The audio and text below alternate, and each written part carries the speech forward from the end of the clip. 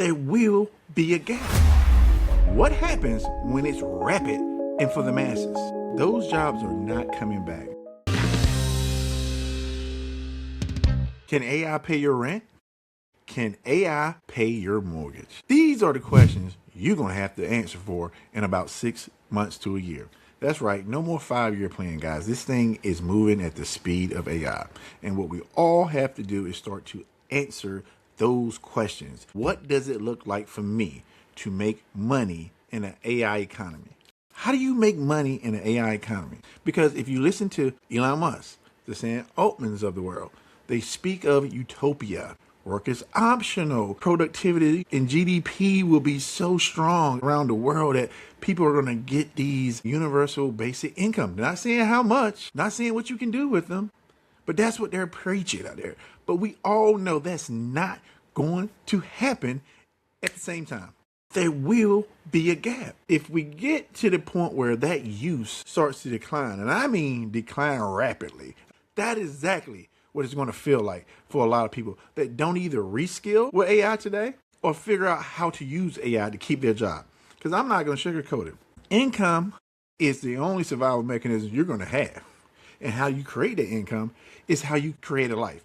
But what happens when your income is threatened? What happens when your ability to make income is no longer there? What happens? Because I know that it will be a point in time where people are going to lose a lot of jobs. So if you're losing a lot of jobs, how are you paying for your car? How are you paying for your house? How are you paying for food? Because right now, I don't know a hotline we can call and we get all these services. It doesn't happen. You lose your job. It's not your fault. They outsource your position. It used to happen all the time, right? And you get in a situation where you don't have income. You have a family. Just say you're renting. And you know what you're going to have to prove?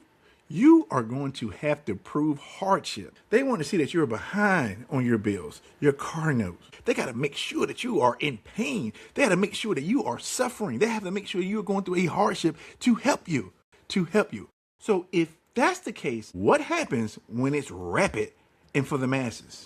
When you can see how things are trending, you're going to have thousands upon thousands of people being laid off in certain industries just because it won't be an industry anymore that needs people.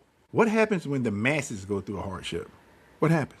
Let's be honest. When they cut jobs, it's going to look different because it's going to be AI agents doing that work. And you are going to be looking from the outside. What happens if my industry has just got taken over by AI? What do you do with Chat 5.6? And now it can do every Excel sheet. It can do it all. What do you do if that's been your profession for 20 years? Now, I ain't talking about the guy who's bagging groceries. I'm talking about people who are paying high-end money, being considered senior directors in positions. What happens? This stuff is happening right now in real time. What would you do? My whole goal is to educate and get people to reskill. And even right now, as I talk to you, I don't even know what reskilling will be prevalent in the next year because it's changing so much. These models are improving 10x, eventually 100x. Companies' main mission is to make the most money for shareholders. Once they get that dialed in, when it gets very easy to you to click a button and boom, AI is in your business, Jesus grabbed the wheel. That's all I'm saying. Jesus grab the wheel because that is coming faster than you. I'm fighting for people every day that's in communities. They're trying to raise above poverty, trying to get their new first home. These people are one life moment from happening. One flat tire, one bad day at work. How can you get them to the AI future? You're financially fragile right now. That's what we're trying to do here. That's what we need this conversation to keep going because we got to ask the real questions. You have to be in pursuit to own your future. That's right. Pursuit to own your future. If you don't figure out how to own your future, somebody will own it for you. AI cannot have your lived experience. AI cannot have your purpose. AI purpose is to replace you. Treat it with respect, but understand it's there to take the food off your plate. If you don't get in pursuit, you need to be in pursuit of your purpose to allow you to make profits in the AI economy. And that's what we're doing here. And as always, stay in pursuit. Let's go.